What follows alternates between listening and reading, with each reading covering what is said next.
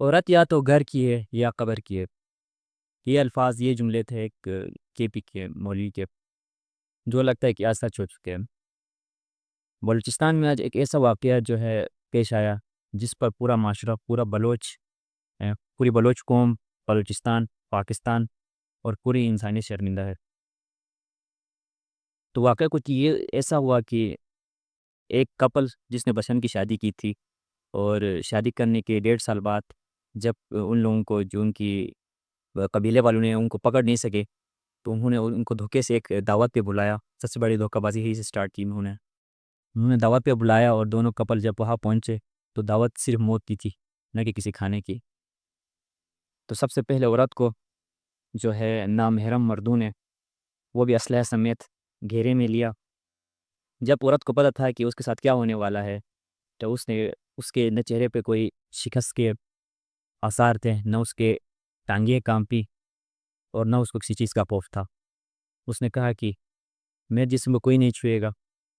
تو وہ جا کے سائڈ پہ جا کے کھڑی ہو گئی، اور بہت سارے غیرت مند مردوں نے اپنی غیرت دکھاتے ہوئے اس عورت کو گولیوں سے چھلی کر دیا۔ اس کے بعد باری آئی اس کی میاں کی، اور اس کو بھی مارنے کے بعد جتنی گولیاں اس عورت کو ماری تھی، اس سے بھی دگنے جو ہے گولیاں اس کے مرد کو ماری گئی، اس سے بھی شہید کر دیا گیا۔ تو یہ کوئی پاکستان میں پہلا واقعہ نہیں ہے جہاں پر ایک عورت کو غیرت کے نام پہ قتل کیا گیا ہے۔ پاکستان میں غیرت صرف جو ہے عورتوں کو مارنے کے لیے استعمال کی جاتی ہے۔ جب حرام کھانا ہو، جب کسی کو مارنا ہو، جب بھی کوئی غلط کام کرنا ہو، تب یہاں کے مردوں کی غیرت جو ہے جاگتی نہیں ہے۔ چاہے وہ کسی ملک کے خلاف کھڑے ہونے کے لیے جب باری ہے، تب ان کی غیرت نہیں جاگتی، صرف عورت کے خلاف۔ پاکستان میں عورت کو صرف جو ہے کچن کا کام کرنے کے لیے نکاح کو کھلایا جاتا ہے۔ بس اس کا کام یہ ہوتا ہے کہ وہ آئے، گھر سنبھالے، جو کچن سنبھالے، اور یہ بھی نہیں ہے کہ اس عورت کو یہاں تھوڑی سی فریڈم دی جائے، یا اس کو گھمانے پھرانے لے جایا جائے، یا پھر کسی پارک میں لے کے جائے تاکہ وہ بھی تھوڑی سی فریش ہو، اس کا مائنڈ فریش ہو۔ ایسا کچھ نہیں پاکستان میں۔ پاکستان میں صرف یہ ہے کہ بس نکاح کر کے لایا تو وہ گھر کے کام کرے گی، بلکہ مویشیوں سے اس کا برا حال ہوتا ہے۔ ایون جب کیٹل صاحب کے پاس گھر میں ہوتے، ان کو بھی آپ تھوڑی دیر کے لیے باہر چھوڑتے تاکہ وہ باہر تھوڑا سا فریش ہو کر آئے۔ یہاں پر خواتین کے ساتھ تو بالکل بھی ایسا نہیں ہے، ان کو تو یہ بھی نصیب نہیں ہے۔ تو آپ اس مینٹیلٹی سے آپ اندازہ لگا سکتے ہیں پاکستان میں خواتین کا حال کیا ہے۔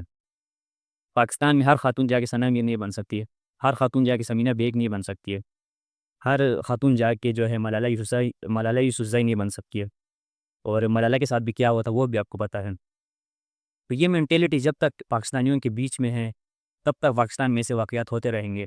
لاہور میں ایک خاتون کو اس لیے ہراساں کیا گیا کیونکہ اس کے جو لباس ہے اس پہ لکھا ہوا تھا حلوہ، اور جب بعد میں ولی کو سے پوچھا گیا تھا آپ نے اس طرح کیوں کیا، اس نے کہا کہ میں پڑھا لکھا نہیں۔ تو جب اتنی بڑی قوم ایک ان پڑھ بندے کے پیچھے کھڑے ہو سکتی ہے، تو آپ خود اندازہ لگا سکتے ہیں کہ اس قوم کی حالت کیا ہے، اس قوم کی مینٹیلٹی کیا ہے۔ اس بات پہ میں تو صرف افسوس کر سکتا ہوں اور اپنا پوائنٹ آف ویو رکھ سکتا ہوں۔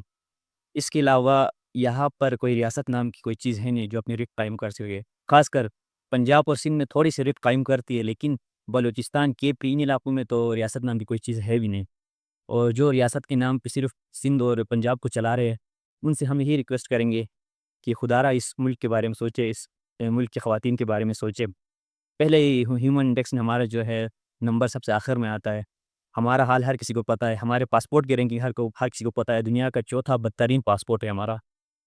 اس سب کے بعد مجھے سائمہ افراد کے وہ اشعار یاد آتے جو انہوں نے خواتین کے حقوق پر لکھے تھے، خواتین پر جو جبر ہوتے تھے اس کے اوپر لکھے تھے۔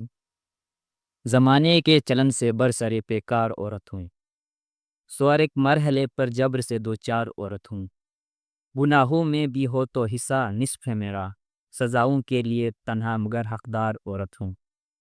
میرے اندر نمو پاتی ہے آنے والی نسلیں بھی، خدا کے بعد میں تخلیق کا کردار عورت ہوئی۔ میں اپنے بھائیوں کو زندگی کے گر سکھاتی ہوں، میرے ابو یہ کہتے تھے کہ میں سردار عورت ہوں۔ مجھے ہر فیصلے اور اس کی قیمت کا تعین ہے، میں اپنی جیت عورت ہوں، میں اپنی ہار عورت ہوں۔